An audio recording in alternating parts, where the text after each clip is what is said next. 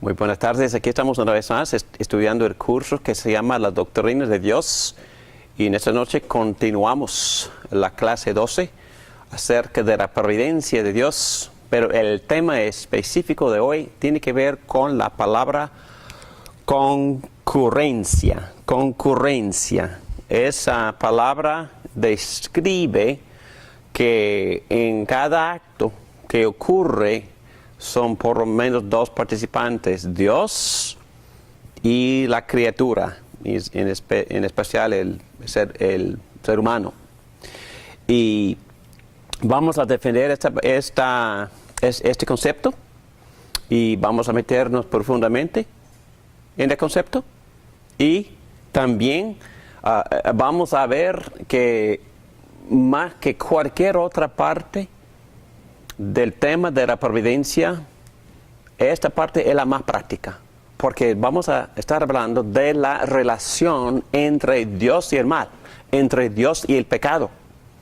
Y quisiera decir al principio que muchas personas resisten este concepto, muchos sistemas teológicos también resisten este tema. También dicen algunos que Dios no está en control del mal, Dios no está en control del pecado.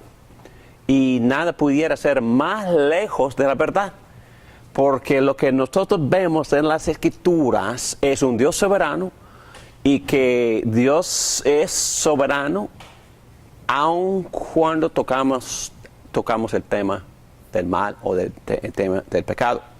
Pero vamos a hablar de muchas cosas más, porque el hombre tiene libre albedrío. El hombre es soberano, el hombre es responsable y Dios está en control. Entonces, ¿cómo podemos o cómo podríamos colocar o explicar ambas cosas? Muy bien, vamos a ver. Primero, alguna definición. Nuestro profesor Michael Williams define la palabra concurrencia sencillamente como cooperación entre Dios y la criatura. Pero voy a leer algunas definiciones más. Una viene de Grudem, de su libro. Él dice así, hablando de concurrencia, Wayne Grudem, el teólogo: Dios coopera con las cosas creadas en toda acción, dirigiendo sus propias distintivas para hacerlas que actúen como actúan. Muy claro, ¿no? Berkhoff dice algo muy parecido, pero Sproul tiene una definición más completa, más larga, más extensiva. La voy a leer. Él dice: la concurrencia se refiere a las acciones coextensivas de Dios y los seres humanos. Somos criaturas con nuestra propia voluntad. Podemos provocar acontecimientos. Sin embargo, el poder casual que ejercemos es secundario. La providencia de Dios trasciende nuestras acciones. Él cumple su voluntad a través de las voluntades humanas sin violar la libertad de dichas voluntades humanas. ¿Qué les parece la definición?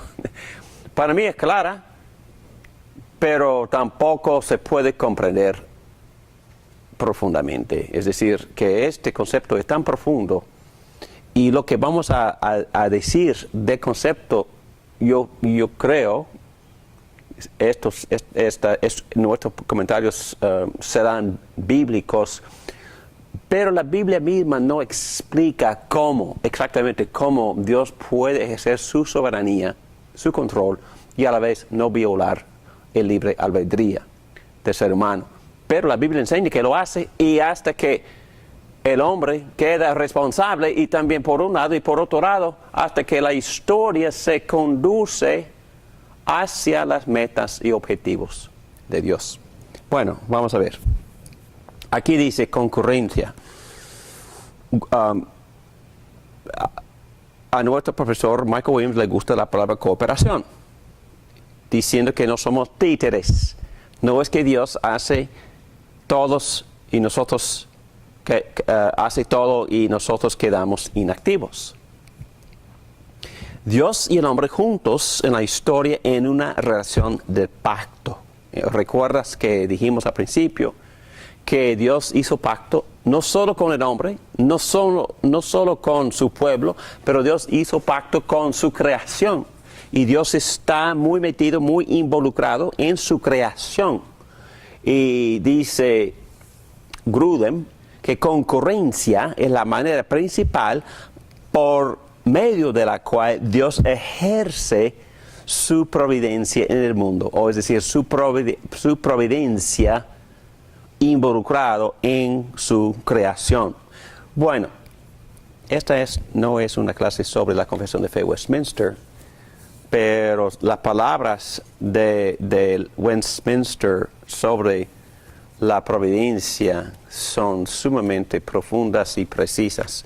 Voy a leer un poquito de la Confesión de Fe Westminster y estoy en el capítulo 5, el capítulo se llama de la providencia. Y capítulo 5, párrafo 4 dice: el poder todopoderoso, la sabiduría inescrutable y la bondad infinita de Dios se manifiestan en su providencia de tal manera que ésta se extiende aún hasta la primera caída y a todos los otros pecados de los ángeles y de los hombres. Bueno, paramos ahí. Me gusta el concepto porque me gusta el comentario porque está diciendo que Dios no se ha alejado tampoco de actos malos. Dios no se ha alejado tampoco de los problemas en el mundo, ni del caos del mundo, ni de tormentas, huracanes, terremotos, nada, bacterias, enfermedades. No, Dios, este texto correctamente dice y bíblicamente dice que Dios está involucrado y tiene una relación con el mal. Y vamos a ver, no solo por un mero permiso, sino que los ha unido a ella con la más sabia y poderosa atadura, ordenándolos y gobernándolos en una administración múltiple para sus propios fines santos. Esa oración es increíble y profunda. Está diciendo que Dios no es autor no es el autor del pecado, ni del mal, ni de la caída, pero Él está colocando todo lo que pasa a unas cosas malas para que cumplan con sus propósitos. Ordenándolos, gobernándolos en una administración múltiple para sus propios fines santos. Pero de tal modo que lo pecaminoso procede solo de la criatura y no de Dios, quien siendo justísimo y santísimo no es ni puede ser autor o aprobador del pecado. Wow, ok, bien completo. Hay que buscarlo en la Confesión de Fe Westminster, capítulo 5, el párrafo número 4. Concurrencia. Según nuestro profesor, la historia es a la vez, al mismo tiempo, una empresa divina y una empresa humana. No estamos hablando de hipercalvinismo. Calvino enseña soberanía y también enseña la responsabilidad de la gente, del ser humano que tiene libre albedrío. Enseña soberanía y a la vez enseña responsabilidad, las dos cosas. Muy bien, vamos a ver. Según nuestro profesor, lo que concurrencia no es. Él dice que no se debe entender por medio de las categorías aristotélicas de casualidad. A él no le gusta esa frase, causas finales versus causas formales, o causas eficientes versus causas secundarias. Él dice que no es cuestión de lenguaje, él dice que este lenguaje no explica nada. Pero a la vez hay que entender que casi prácticamente todos los teólogos reformados usan ese tipo de lenguaje. Acabamos de leer la definición del Sproul, él también usa este lenguaje. Grudem también en su libro, en su teoría sistemática, también usa ese tipo de lenguaje. Y quizás no explica mucho, pero hay que entender, bueno, casi todos han dicho que Dios es la primera causa y las criaturas ejercen la causa secundaria. Número 2, la concurrencia no es una división sinérgica de la labor, y es correcto. No es que Dios esté realizando algunos eventos y el hombre esté realizando otros eventos, no, es que los dos estaban participando en el mismo y en todos los eventos. Todos enseñan que los teólogos enseñan, bíblicamente enseñan, que en un solo acto Dios está participando 100% y el hombre está participando 100%. Bueno, vamos a ver. Las realidades de pacto de las Escrituras. La concurrencia en página 124 se parece más a un matrimonio, dice el doctor Michael Williams. Se parece más a un matrimonio saludable que está funcionando. La vida consiste de una cooperación plena de ambos, es decir, de Dios y del hombre. La historia es plenamente un producto de Dios. La historia es plenamente un producto del hombre, porque él tiene que tomar decisiones y él es responsable por sus acciones. Dios es soberano sobre y activo en todas sus obras. Isaías 42, versículo 9 dice: "He aquí, ya se cumplieron las cosas primeras, y yo anuncio cosas nuevas. Antes que salgan a luz, yo os las haré saber". En otras palabras, Dios es soberano sobre todas sus obras. Los seres humanos son responsables.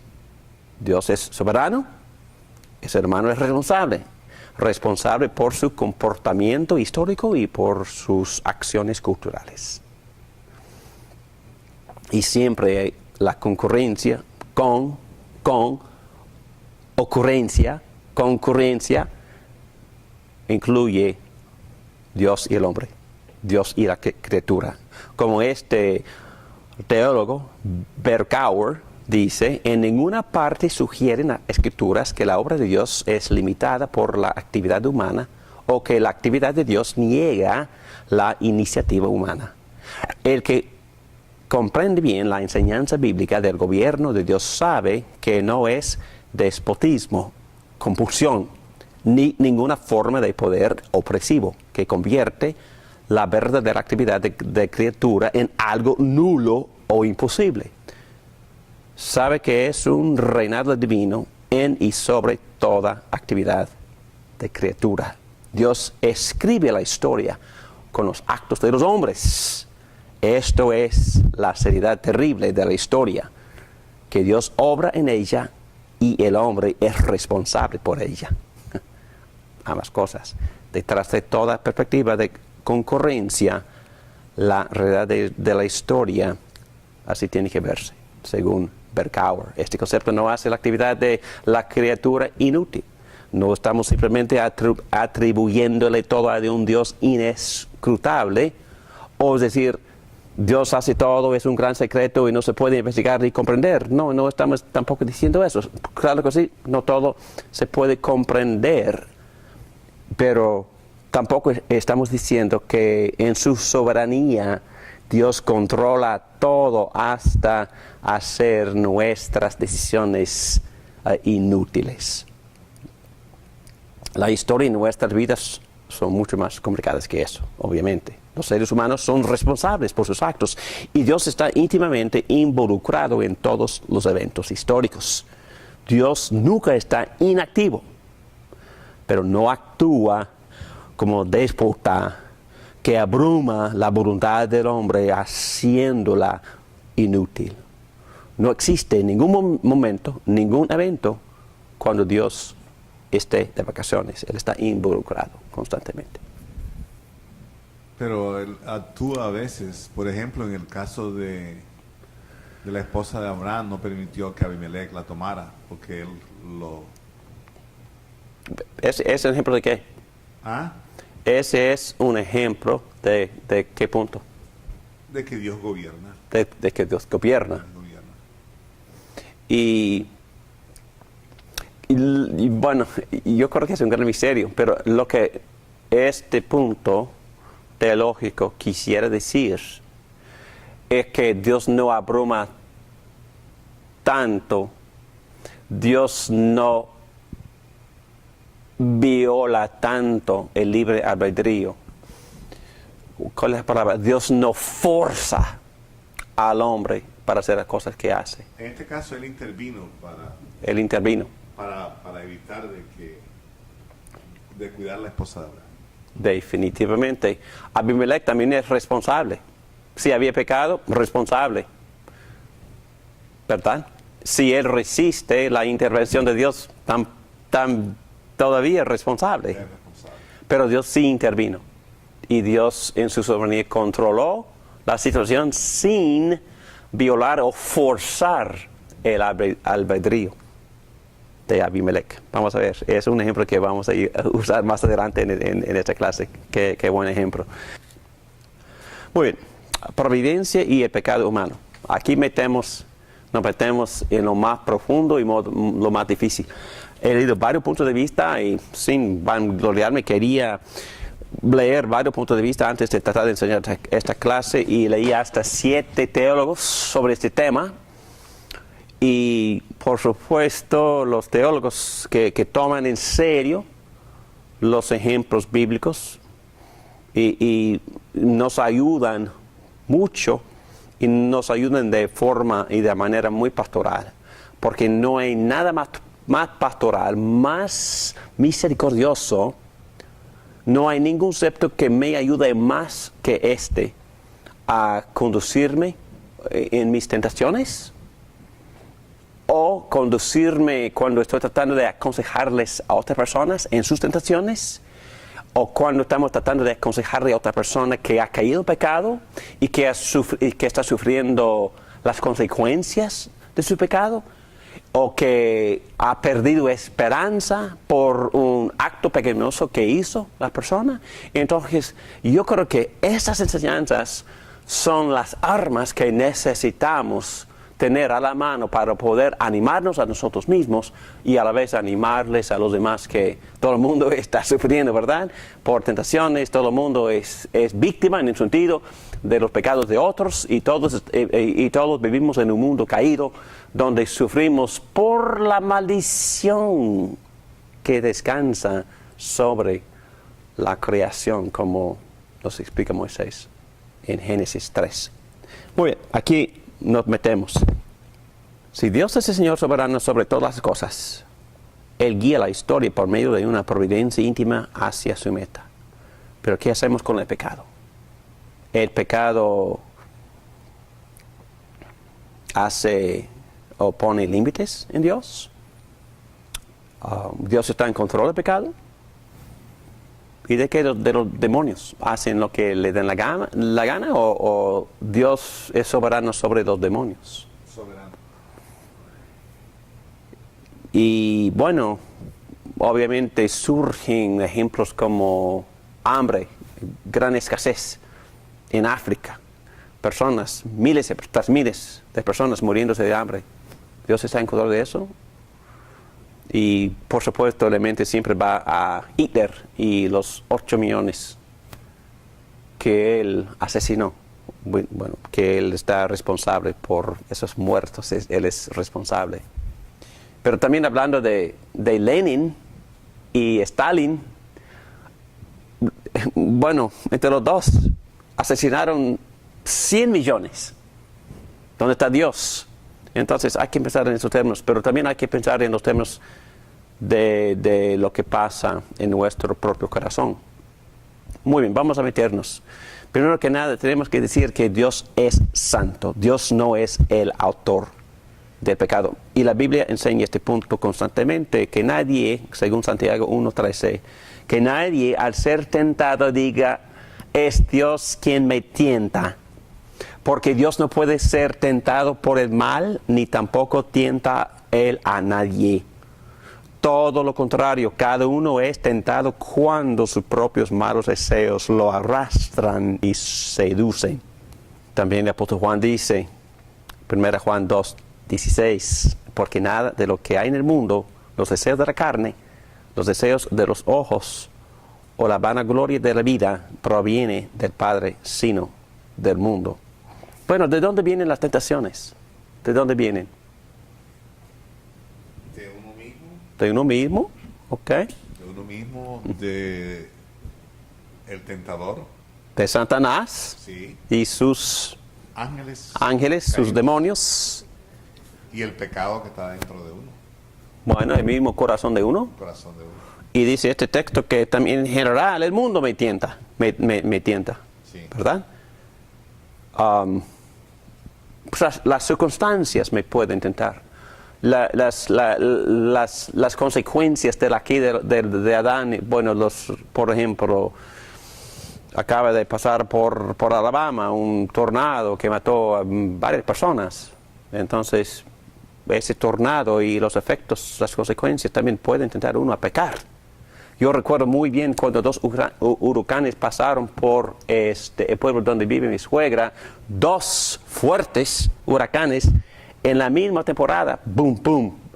Y tratando de ayudarle al vecino de mi suegra, él maldijo en palabras más feas a Dios por lo que había pasado. Él le culpó a Dios. Yo les doy como ejemplo de cómo las circunstancias o las consecuencias de la caída en el mundo también puede tentar a uno a pecar. Empezamos diciendo que Dios no es el autor de pecado. Dios nunca es la causa de pecado. Dios tampoco es el planificador de pecado. Dios no conspira que pequemos. Y vamos a tocar este tema. Pero el plan de Dios es el de la redención y no el del pecado. La noción, entonces el autor, Michael Williams, aquí está atacando un punto de vista. La noción que Dios planea el pecado tal como la redención, porque Dios ha determinado que pecáramos, en efecto, hace el pecado y la redención bienes iguales. Ok. Rechazamos esa noción. Porque lo que Dios hace es bueno. Tampoco, como ya hemos dicho, es cuestión de simplemente decir que el pecado viene del hombre y las cosas buenas vienen de Dios. Eso es simplemente una división de la labor. No. La relación de Dios al pecado es mucho más complicado que eso. Lo que vamos a ver ahora es que Dios sí tiene, sin causa de pecado, sin ser el originador ni el planificador, sí tiene una relación con el pecado y es soberano sobre los demonios, sobre Satanás, sobre el pecado, sobre las consecuencias, sobre también las pruebas que sufrimos por la naturaleza caída. A ver, nos metemos. La relación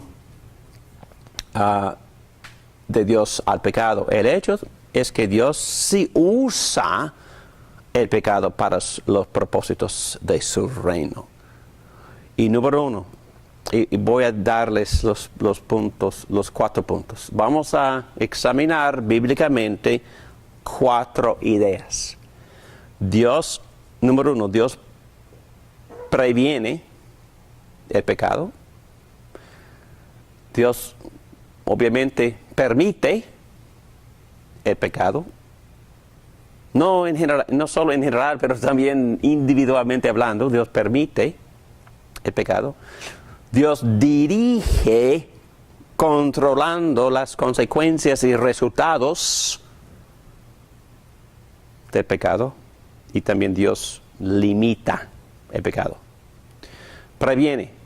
En Salmo 19:13 vemos a David orando: preserva también a tu siervo de las soberbias, que no se enseñoreen de mí. Entonces seré íntegro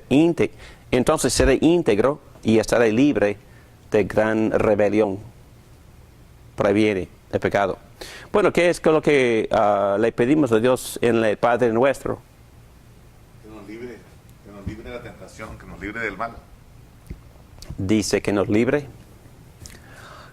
Yo leí este texto en varias versiones. Es muy interesante cómo traducen esta petición. Me ponen una petición bastante rara, pero también una petición que toma en cuenta la soberanía de Dios sobre el mal y sobre el pecado. En capítulo 6, versículo 13. Y no nos dejes caer en tentación, sino líbranos del maligno. No la dejes caer en tentación. Esa palabra también puede traducirse que no nos deje caer en pruebas, en tentaciones. Vamos a ver, Dios nos puede ayudar y nos puede guiar para no caigamos en tentaciones. Claro, sí. Dios sí nos previene el pecado. Un buen ejemplo de Dios previniendo a su pueblo de pecar se encuentra en Génesis 20, el ejemplo que ya diste, Pedro. Abraham, por miedo, le había presentado a su esposa Sara a Abimelech como su hermana, y gracias a su cobardía, Sara llegó a ser miembro del harén de ese rey.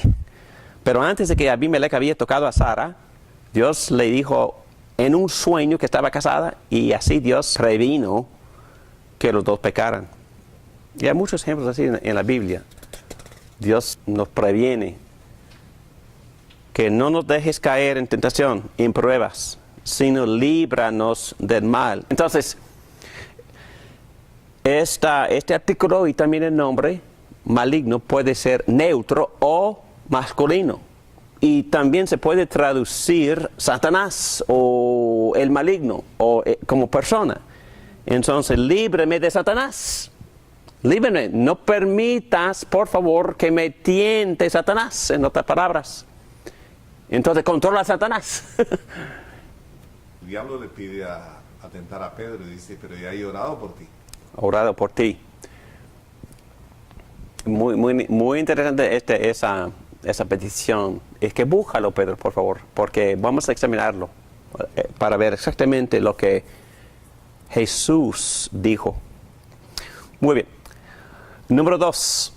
Y les confieso que este punto para mí es espantoso. Este punto que Dios permite pecado es asustadizo. Sabiendo que Dios, vamos a ver lo que Dios hace. En Listra, el apóstol Pablo predicó que en generaciones pasadas Dios había permitido que todas las naciones anduvieran en sus propios caminos. ¿Y qué dice Pablo en Romanos 1, 24 hasta 28? ¿Quieres leer eso, por favor? Por eso Dios los entregó a los malos deseos de sus corazones, que conducen a la impureza sexual, de modo que degradaron sus cuerpos los unos con los otros. Cambiaron la verdad de Dios por la mentira, adorando y sirviendo a los seres creados antes que al Creador, quien es bendito por siempre. Amén. Por tanto, Dios los entregó a pasiones vergonzosas. En efecto, las mujeres cambiaron las relaciones naturales por las que van contra la naturaleza. Asimismo, los hombres dejaron las relaciones naturales con la mujer y se encendieron en pasiones lujuriosas los unos con los otros. Hombres con hombres cometieron actos indecentes y en sí mismos recibieron el castigo que merecía su perversión. Wow. 3 veces Pablo dice que Dios hizo lo mismo. Dios los entregó a los malos deseos. Dios los entregó a pasiones vergonzosas. Dios los entregó a la depravación mental. Como no tuvieron en cuenta a Dios, no hicieron caso, Ok. ya los dejó en su propia perversión. Entonces, y yo creo en muchos casos, cuando la Biblia nos da este tipo de enseñanza, que Dios lo dejó, entendemos que Dios sí restringe el pecado, como en punto número 1, 2, previene el pecado. Y yo creo que, hablando de un Dios de providencia, Dios está muy involucrado en el mundo, no solo con los creyentes, pero también en general. Eso se llama gracia común. Yo creo que Dios está restringiendo a todos constantemente. Está restringiendo, es decir, si yo entiendo, y esta clase no es clase sobre la naturaleza bíblica del ser humano, pero si entendemos lo que significa la depravación total, que el pecado es que no somos tan malos como pudiéramos ser. Nadie está tan perverso como pudiera ser. Pero lo que yo entiendo por eso es que el potencial está en mí. Y bueno, una queja personal. Cuando yo escucho a un predicador decir, quizás usted no es un Hitler. Bueno, sí soy un Hitler. En otras palabras, yo tengo la misma capacidad. Pero también no he sido expuesto a las mismas tentaciones, no he sido recibido la misma educación, no me metí en el oculto, no me acerqué a Satanás, no tenía las influencias. Yo tengo un ego tremendo, yo tengo un ego pecaminoso, pero estoy seguro que Dios me ha estado restringiendo. Y yo creo que Dios lo hace constantemente con todos. Sí, con gracia especial por el Espíritu Santo con su pueblo, pero también con gracia común prácticamente con todos. Dios restringe.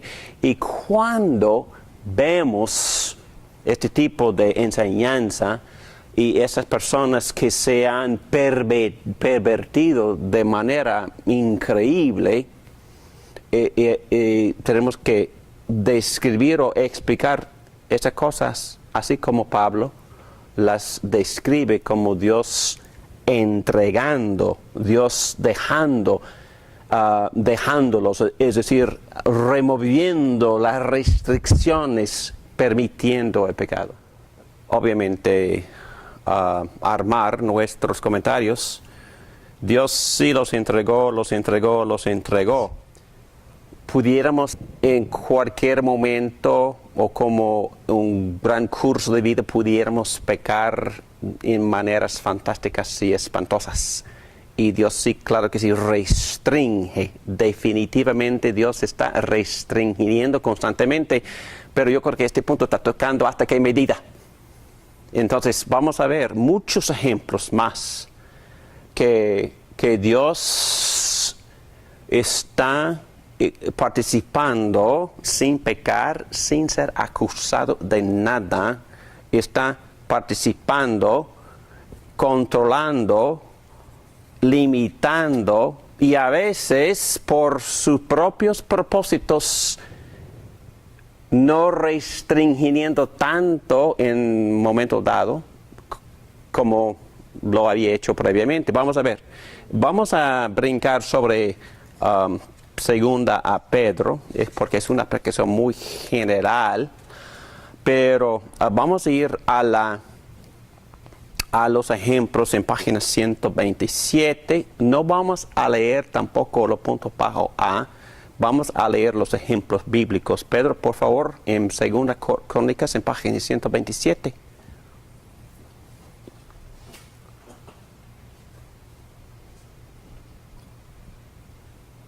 32 del 24 al 26. Porque aquellos días Ezequías se enfermó gravemente y estuvo a punto de morir. Entonces oró al Señor, quien le respondió y le dio una señal extraordinaria. Pero Ezequías no correspondió al favor recibido, sino que se llenó de orgullo. Eso hizo que el Señor se encendiera en ira contra él y contra Judá y Jerusalén. Luego Ezequías, junto con los habitantes de Jerusalén, se arrepintió de su orgullo. Mientras él vivió, el Señor no volvió a derramar su ira contra ellos. Él sigue con 2 Crónicas 32, 31. Sin embargo, cuando los príncipes de Babilonia enviaron una embajada para investigar acerca de la señal extraordinaria que había tenido lugar en el país, Dios se retiró de Ezequías para probarlo y descubrir todo lo que había en su corazón. Son palabras fuertes. Dios se retiró. Es decir, por una temporada, por un propósito santo, Dios se retiró de su siervo, de su profeta. ¿Para qué? Para probarlo o para que él viera, para que él descubriera lo que había en su corazón. Entonces, en otras palabras, por su orgullo, Dios con un propósito santo humilló a su profeta. Dice exactamente, Dios se retiró de Ezequías para probarlo y descubrir lo que había en su corazón. Entonces, usar la palabra permitir o no, Dios no estaba aplicándole cierta medida de su gracia en ese momento. Dios se retiró para que él pudiera ver lo que había en su corazón. Y también el otro ejemplo dice, de Deuteronomio capítulo 8, cumple fielmente todos los mandamientos que hoy te mando para que vivas, te multipliques y tomes posesión de la tierra que el Señor juró a tus antepasados. Recuerda que durante 40 años el Señor tu Dios te llevó por todo el camino del desierto, te humilló y te puso a prueba para conocer lo que había en tu corazón y ver si cumplirías o no sus mandamientos. Wow. Y entonces Dios podría tener un propósito santo por el cual permite o por el cual Él se retira de nosotros. Ok. Ok.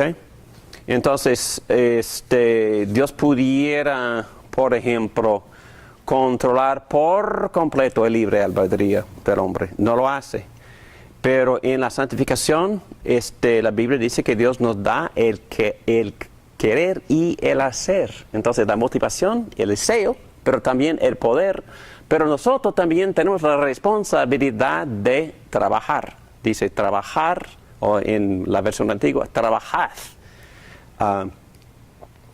en su salvación, porque Dios le da el querer y el hacer. Si Dios se retira, el querer y el hacer no puede haber en el hombre, ¿verdad? Si Dios le quita si se retira de él. Yo creo que eso depende. Bueno, vamos a ver que hay muchas lecciones buenísimas para aprender cuando Dios hace tal cosa. Y yo diría, ya dije, tal cosa tan espantosa. Porque en verdad, no voy a confesar mis pecados aquí, ni cuando Dios hizo eso en mi vida, pero estoy segurísimo que he experimentado eso. Y que en ese momento pequé como nunca me imaginaba que hubiera pecado en mi vida. Y para mí fue una experiencia oscura, negra, espantosa, terrible, horrífico. Pero al mismo tiempo yo puedo decir en este momento con toda confianza, le doy gracias a Dios por la experiencia. Le alabo a Dios por la experiencia, porque todo lo que dice aquí arriba ocurrió y sigue sucediendo en mi vida. Vamos a ir arriba. Porque Dios permite que sus hijos pecan para sus propósitos, disciplinarlos por pecados anteriores, revelar la fuerza de la corrupción que mora en mi corazón, como dice este texto, para que el profeta descubriera lo que había en su corazón. Porque nosotros pensamos que somos buenísimos y no somos buenísimos, somos malísimos. Y a veces tenemos un orgullo increíble. Y Dios, ok, David, yo te enseño, ok. Te quito mi gracia. Una medidita de mi gracia y vamos a ver cómo tú andas. ¿Dios hace eso? Definitivamente lo hace. ¿Para qué? Para revelar la fuerza de la corrupción que está en nosotros, para humillarnos, darnos humildad apropiada ante Él, para profundizar nuestra dependencia de Él, para ser más alerta en detectar y resistir oportunidades para pecar. Yo diría que no hay ninguna parte de esta enseñanza acerca de la providencia de Dios más pastoral que estos comentarios. Gracias a Dios, Él tiene una relación con el pecado. Y hemos visto que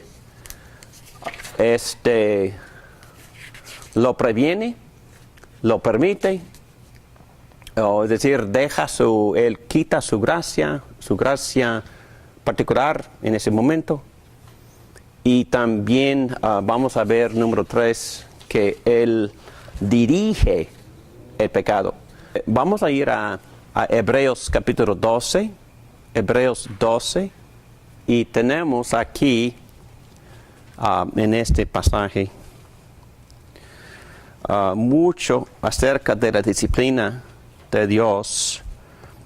Y dice en versículo 5, Hijo mío, no tomes a la ligera la disciplina del Señor, ni te desanimes cuando te reprenda, porque el Señor disciplina a los que ama, azota a todo el que recibe como hijo.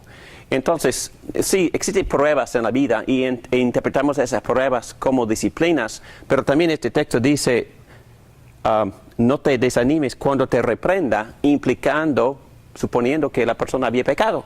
Entonces Dios me reprende, pero ¿cómo me reprende cuando peco?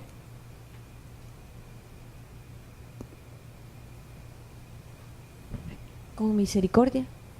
Con misericordia, pero ¿qué es lo que sufro en forma de disciplina?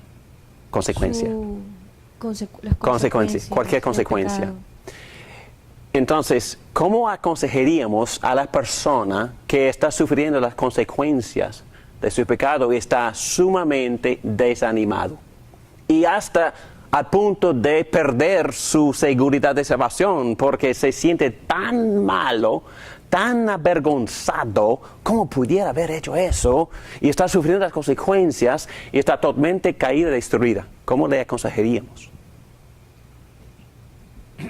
Que Dios usa todo eso para su bien, para su misericordia, para formarle su carácter, para que sea firme. Un momentito, hasta su propio pecado. Dios usa, calcula, coloca, controla el pecado para que sirva para el bien, para la misma santificación de la persona. Wow. Le pasó al rey David. Me pasa a mí. Le pasa a todos los hijos e hijas de Dios que reconocen las consecuencias de sus pecados. Antier tuve una muy linda conversación con un joven pastor.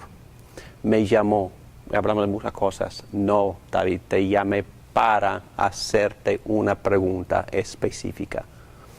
Y hablamos por media hora del sexo. Hablamos del punto de vista de lo que la Biblia enseña, de muchas cosas. Y me dice, bueno, antes de conocer a Cristo, hice esto y lo otro, y todavía me siento avergonzado, tengo tanta vergüenza, estoy destruido. ¿Cómo puedo procesar esta experiencia? ¿A dónde vamos para ayudarle? ¿A dónde vamos? A la Biblia. A Cristo. A Cristo. A Jesucristo. Okay. Creo que hablarle de que Él murió por nosotros, Uh-huh. por nuestros pecados, Ujú. que ya están perdonados, que lo tenemos que entender bien, están perdonados los pasados, los presentes y los futuros. Ujú.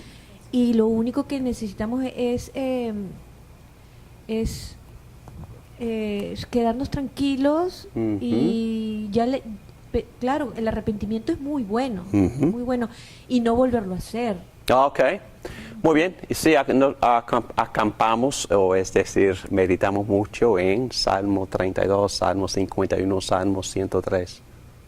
Y de todas esas promesas, créeme un corazón limpio, por favor, restáurame el gozo de tu salvación, Padre, que yo pueda enseñarles a otros y los pecadores serán convertidos a ti.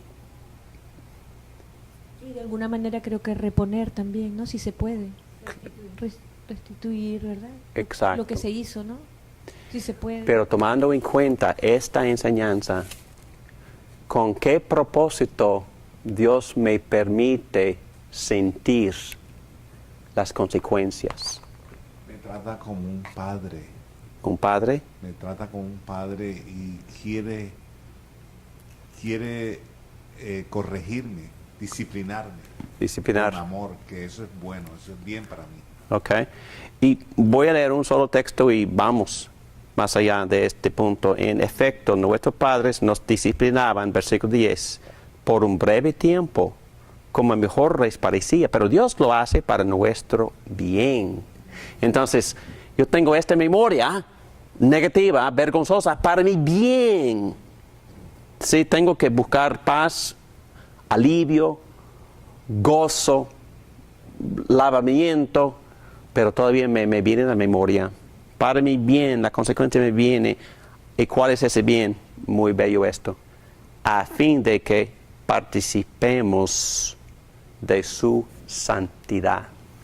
Entonces, muy pastoralmente hablando, los que escribieron la Confesión de Fe Westminster dijeron que Dios me permite esta consecuencia para revelarme la fuerza de corrupción que está en mí, para humillarme, para profundizar mi dependencia en Jesucristo, en todas sus gracias, y también para hacerme más alerta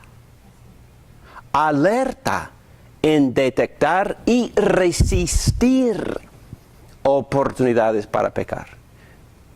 Un testimonio personal breve, sin detalles. Cuando me viene la misma tentación que antes, estoy sumamente más alerta. ¿Qué es lo que recuerdo? Yo recuerdo el dolor fuerte, terrible, un dolor que casi me decapacitaba, más alerta. Entonces, esa consecuencia, ¿cómo la veo? Gracias a mi Padre misericordioso por disciplinarme con tanta misericordia, tan tierno que es mi Padre. Pero me deja esta consecuencia, que quizás para el resto de mi vida, para su gloria, para mi santificación. Entonces, esta relación que Dios mantiene con el pecado es para nuestro beneficio, y es para sus propósitos. Lo muestra en toda su soberanía, sin quitarme ni la culpa ni la responsabilidad, porque yo tengo la responsabilidad para todo. ¿Ok? Entonces, vamos a ir más profundo. Pregunta. Sí, está bien. No es pregunta. Estaba yo por afirmar algo que la Biblia dice que Dios nos confronta con nuestro pecado. O sea, en momentos que nosotros oramos, pasa un tiempo y uno recién lo entiende, si se puede decir, porque te confrontas, o sea, dices, ¿y cómo hice esto y esto? Y empiezas a ¿cómo se llama? A recién darte cuenta exacta de tus hechos, ¿no? Que hiciste alguna vez. Y también nosotros aprendemos que todo lo malo, como decía usted, pastor, nos ayuda para bien porque subimos de nivel. Ujú. Nosotros, gracias a eso, a pesar que es malo, pero nos sube de nivel espiritual. Nada más que decir. Ok, eso gracias por ese comentario porque me acuerda de un punto muy importante, porque a veces normalmente pensamos en la providencia de Dios como una cosa bella, una cosa dulce, una cosa siempre placentera. Pero escuché un sermón esta semana, el pastor muy astutamente hablaba de la providencia oscura. ¿Qué es la providencia oscura? Oscura. Como Job experimentó la providencia oscura, ¿no? ¿Y qué le dijo su esposa? Muérete Muérete. y reniega a Dios. Todavía mantienes firme tu integridad, maldice a Dios y muérete. Providencia oscura. Y ella respondió de alguna manera a esa providencia, ¿qué es lo que Dios, perdóname, qué es lo que Dios había permitido? Que perdiera su fortuna, sus hijos Fortuna, sus hijos y y la enfermedad. su salud. Muérete. Ya has perdido todo. ¿Y qué le respondió Job? Si de Dios sabemos recibir lo bueno, ¿no sabremos también recibir lo malo? Entonces, perdónenme, pero estamos hablando en términos que no les gusta, pero que la Biblia usa. La Biblia usa terminología así como recibir lo malo de Dios. Pero entendemos que Dios no es malo, Dios no tienta, ni planifica que pequemos. Pero Él está en control de todo. Y en mis notas yo escribí un círculo. Y dentro de este círculo hay muchas malas acciones, muchos malos deseos, y ahí están algunos de sus hijos. Y el diablo está ahí, los demonios están ahí, cada quien tiene corazón pecaminoso y ese corazón también está ahí. Entonces las personas están recibiendo o están experimentando tentaciones y Dios está observando. ¿Y qué está haciendo Dios? Para sus propios propósitos. Él está sobreviviendo todo. Está protegiendo. Está previniendo. En algunos casos, con otros propósitos, está entregando y dejando. ¡Wow! Y lo hace. Hemos visto ejemplos. Y también permite que otros creyentes experimentan pruebas enormes, increíbles. Como la muchacha que estaba participando en el deporte con ¿cómo se llama? Natación, pero diving. Hay una palabra específica, pero de todos modos, ella se le quebró el cuello. ¿Cómo se llama? La columna. La columna con el nervio, ¿cómo se llama? ¿El nervio dentro? Espinal. Se le quebró. Paralizado. Brazos, piernas, completamente hasta acá. Ujú. Exacto. Y esa mujer es más hábil que yo. Esa mujer se llama Johnny. Y todavía Dios la está usando. Es artista, es música, es gran predicadora de la palabra. Y todavía sale por la radio, es increíble. Pero Dios permitió eso. Definitivamente lo permitió porque tenía un gran plan. Tenía un uso increíble, enorme, fantástico para esta mujer. Pero ella también andaba por muchísima oscuridad, hasta trató de suicidarse varias veces antes de que le vino el Espíritu Santo para rescatarla en todo el sentido de la palabra.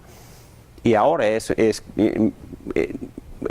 quizás el mejor ejemplo del mundo de una persona que ha sufrido lo máximo y sigue alabando a Dios, sigue amando a Dios y sigue amando a todo el mundo, y se ha casado y todavía es pintora, es música, es predicadora, es escritora, es fantástica la mujer. Y no está vangloriando tampoco, estoy nada dándoles un ejemplo que Dios hace las cosas, Dios nos da, voy a usar esa palabra fuerte, providencia oscura, que se parece oscura al principio, que se convierte en luz. Así es nuestro Dios. Entonces son temas sumamente profundas, pero necesarias, porque Dios tiene una relación con todo, pero con todo, con la maldad que existe. No ha abandonado la maldad, no ha abandonado el pecado, no ha abandonado una relación benéfica para la cual Él permite esas cosas y usarlas para su honra y gloria y para nuestra santificación. Bueno, quisiera decir dos cosas, porque hablar así como estoy hablando ahora me hace sentir un poco incómodo, porque yo sé que en verdad no he sufrido y que muchos han sufrido hasta la muerte y hasta la tortura y hasta han sido avergonzados en maneras que yo ni podría comprender. Entonces, lo que estoy diciendo es que hay muchísima maldad en el mundo, y esa maldad, por la gracia, por la providencia de Dios, no me ha tocado. Entonces, no tengo ninguna experiencia y yo puedo hablar de mis cosas personales, pero en verdad no se comparan a lo que otros han sufrido. Por eso digo esto. Honestamente hablando, toda esta enseñanza puede parecernos un poco trivial a la luz de lo que otros han estado sufriendo, y a la luz de lo que ha hecho Hitler o Stalin o el Holocausto o miles de niños muriéndose de hambre. El mal que llega hasta este extremo nos parece absurdo e irracional. Y tenemos que admitir que ahora no hay respuesta satisfactoria. Bueno, yo puedo hablar de todos estos principios, yo puedo hablar de cómo Dios usa la maldad y todo esto, y es la verdad, pero puede parecer un poco trivial a la luz de grandes sufrimientos. Entonces, dos cosas. Y yo tengo que darle crédito al pastor Timoteo Keller por estos dos puntos. Número uno, tenemos que entregarnos a la suficiencia de la sabiduría de Dios. Él dice, si usted tiene un Dios suficientemente grande y trascendente para merecer su enojo, bueno, enfrentamos estas circunstancias malísimas, porque Él no ha erradicado el mal y el sufrimiento en el mundo, entonces tiene usted al mismo tiempo un Dios, porque se está quejando a un Dios suficientemente grande y trascendente para tener buenas razones que usted no pueda saber para permitir que continúen. De hecho, no puede tenerlo de ambas maneras. Es decir, no puede decir que Dios existe y no puede decir que si existe, ¿por qué permite cosas tan feas, tan malas en el mundo? Si en verdad se va a quejar a ese Dios, tiene que reconocer que ese Dios es más inteligente, más sabio que tú. Y quizás tendría razones por las cuales en ese momento ni sabes ni podrías entender si les hubiera dado. Dos, no se puede decir que a Dios no le importan el mal y el dolor. ¿Por qué? Porque Él mismo sufrió por nosotros. Nadie ha sufrido más de lo que Dios ha sufrido. Dios perdió también a un hijo. Y Cristo sufrió de formas que nosotros ni podremos comprender. En la vida sufrió persecución, malentendimientos, sufrió muchas cosas, atentos, las personas siempre estaban tratando de matarlo, pero también en la cruz Él sufrió la ira infinita por nuestros pecados, Él la sufrió. Y no podemos comprender esas cosas. Entonces no podríamos decir que a Dios no le importa el mal y el dolor. Dice, veamos dónde nos ha llevado esto. Si nos hacemos de nuevo la pregunta, ¿por qué Dios permite que sigan existiendo la maldad y el sufrimiento?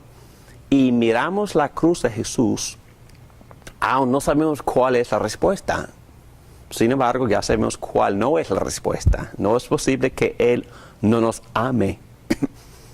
No puede ser que Él sea indiferente o ajeno a nuestra condición.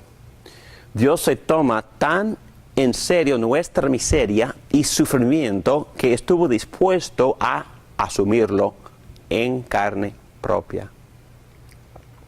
Este filósofo Alberto Camus comprendió esto cuando escribió: Cristo, el Dios hombre, también sufre con paciencia.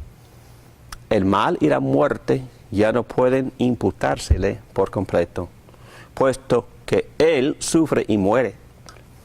La noche en el Gólgota es tan importante en la historia del hombre solo porque en su sombra la divinidad abandonó ostensiblemente sus privilegios tradicionales y vivió hasta el fin, incluyendo la desesperación, la agonía de la muerte.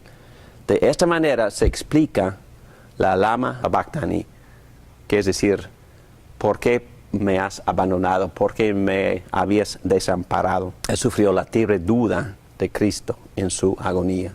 Entonces, si aceptamos la enseñanza cristiana de que Jesús es Dios y que Él subió a la cruz, tendremos entonces la profunda consolación y fortaleza para enfrentar las realidades brutales de la vida en la tierra.